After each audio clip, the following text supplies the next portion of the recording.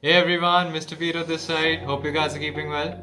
So guys, in our previous video we spoke about the origin of the dog processed foods industry, and wherein I explained about the extrusion process and the additives that are used in the processed foods, right? So today I'm going to explain the process and the additives a bit in detail, right?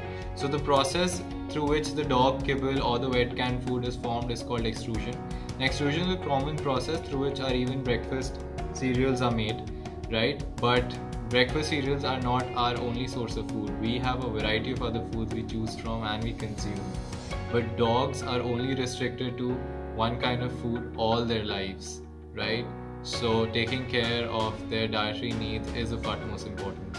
So explaining the extrusion process, right? So step one is rendering, where the meat and meat byproducts are heated thoroughly, basically to rupture the fat oils in the meat, right? And the remaining residue is then dried off.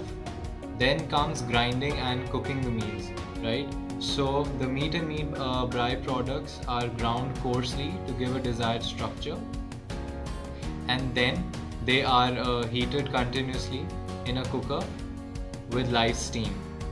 Similar thing happens with the other ingredients such as your grains, carbs, vitamins, minerals, whatever other ingredients that are used, they are grinded together, right? Separate from the meat. They're grinded together and then they're again cooked separately, right? The same process. Then comes blending and shaping. So the meat and meat byproducts and the other grinded ingredients are blended together and they form a dough-like substance, right? And then they are sent into the extruder under immense heat. So they are under constant heat pressure so that they don't lose the binding. Then they are sent to the another part of the machinery, which is called the die. Now die is the one that gives the shape and size of the kibble, right? It consists of ossified plates which gives the shape and sizes. So the end product is the dry kibble that you feed your dogs. Post that, once the kibble-like structure is formed, then it goes through another platform where they are air dried. Again, there is immense heat, hot air blowing on them to extract the moisture out of it. Then they are sprayed with artificial flavors and oils and then packed. So you see there are 4 stages of heat process that all the material goes through. So there is nutrient loss at each stage. So the end product is not as nutritious, as nourishing as they claim it to be. Also in the wet canned food, the process is same, but during the process of blending, for the wet canned food they add a lot of gelatins, gelling agents, which give the chunk-like structure. And once that is done, they are put into cans.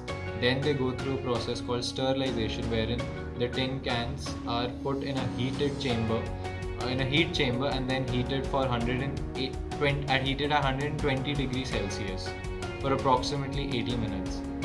So for wet canned food there is 5 stages of heating process. So you can imagine the end product and the nourishment, the nutrient value that it holds, right? You gotta be self-aware, guys. You gotta be self-aware. So coming to additives. So the wet canned food use a lot of gelling agents in order to maintain homogeneity and control the moisture. They include cellulose, which is a compound which is high in fiber and very difficult to digest even for us. Then they have carrageenan, which is a substance used as a thickener and emulsifier. Then in order to maintain high palatability, they use yeast, concentrated sweeteners, flavors called as digest.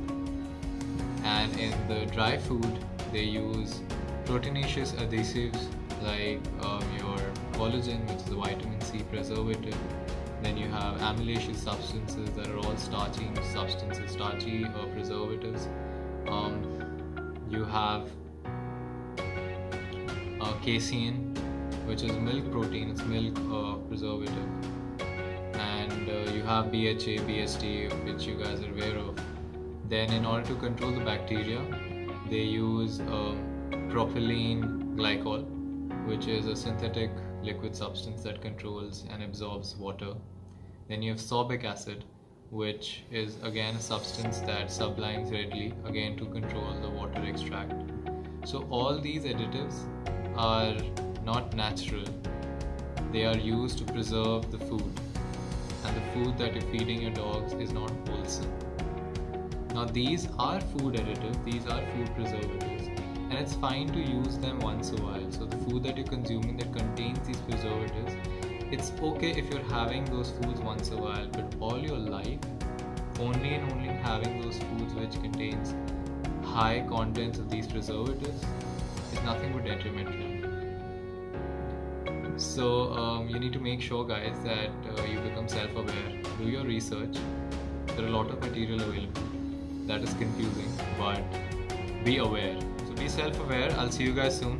Take care. Stay safe. Goodbye, guys. Bye.